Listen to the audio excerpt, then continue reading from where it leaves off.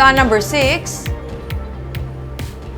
shabu nga ginaalegar na sulod sa botelya sa deodorant ang na-intercept sa Negros Oriental Provincial Jail. Na-intercept kahapon sang hapon ang 13 ka sachet sa suspected shabu nga nasulod sa deodorant bottle nga para kuntani sa isa ka inmate sa Negros Oriental Provincial Jail sa Dumaguete City.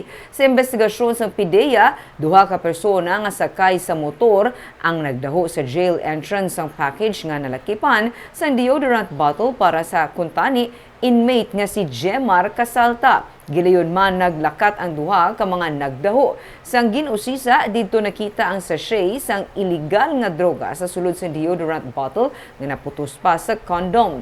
Ginabulubanta nagabalor ini sang masobra 88,000 pesos. Padayon karon ng investigasyon sang PIDEA.